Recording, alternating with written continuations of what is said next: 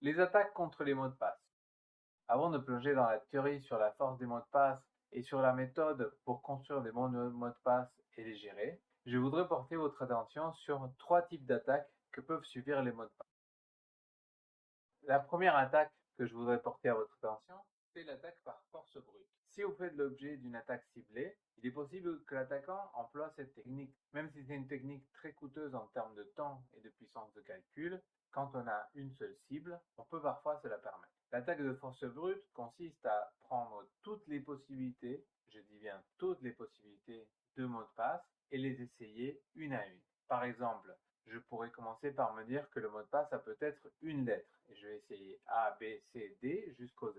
Après, je pourrais me dire que le mot de passe a 2 lettres. Et je vais essayer AA, AB, AC jusqu'à AZ, puis commencer par BA, BB, BC et finir par ZZ. Malgré son coût très élevé, cette attaque n'a pas vu ces derniers jours car la puissance de calcul augmentant et les habitudes des utilisateurs ne s'améliorant pas forcément, il est encore profitable de l'appliquer sur des attaques ciblées. Et c'est basé sur ce type d'attaque que nous allons calculer la puissance d'un mot de passe dans la vidéo suivante. Le deuxième type d'attaque que je voudrais porter à votre attention, c'est l'attaque par dictionnaire. Une attaque par dictionnaire part du préjugé que les utilisateurs ne sont pas très imaginatifs dans la création de mots de passe et qu'ils utilisent des mots courants, voire même très courants, pour leurs mots de passe. Des dictionnaires sont disponibles sur le web comme sur le darknet.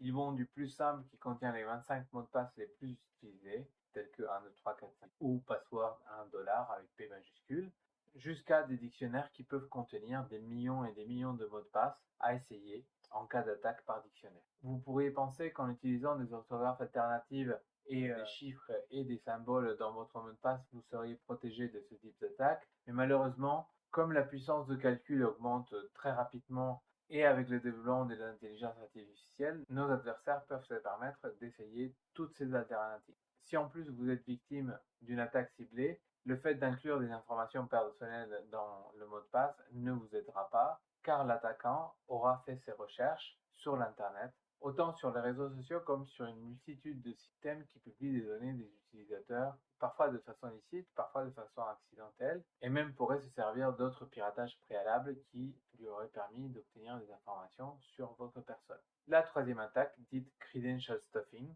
qui littéralement en anglais veut dire farcir les identifiants, s'appuie sur la taille impressionnante qu'a pris le marché du piratage aujourd'hui. Les pirates d'aujourd'hui, une fois qu'ils pénètrent un système, en plus de faire ce qu'ils voulaient faire, qui pourrait être disrupter un service public ou abîmer la page de présentation d'une société, s'affairent à obtenir toutes les informations possibles lors de leur attaque. Une fois ces informations obtenues, elles sont morcelées par type de données et mises à disposition et revendues sur le darknet. C'est comme ça qu'on retrouve des bases de données de paires utilisateurs mots de passe. Ensuite, quelqu'un qui achète sur le darknet cette base de données de paires utilisateurs mot de passe va prendre chacune des entrées, dont la vôtre peut-être, et aller sur tous les sites marchands de la planète pour essayer votre utilisateur et mot de passe. Si vous avez le malheur d'avoir réutilisé un couple utilisateur mot de passe sur un site qui paraissait peut-être pas très important et sur un site marchand, votre identifiant pourrait se retrouver à être utilisé dans une arnaque avec des capsules Nespresso à moitié prix sur Le Bon Coin et eBay par exemple, ou à être réutilisé pour arriver à faire d'autres attaques ultérieures, plus complexes, par exemple en rentrant dans votre entreprise et à partir de là faire ce qu'on appelle une escalade de privilèges pour obtenir d'autres informations qui lui intéressent plus.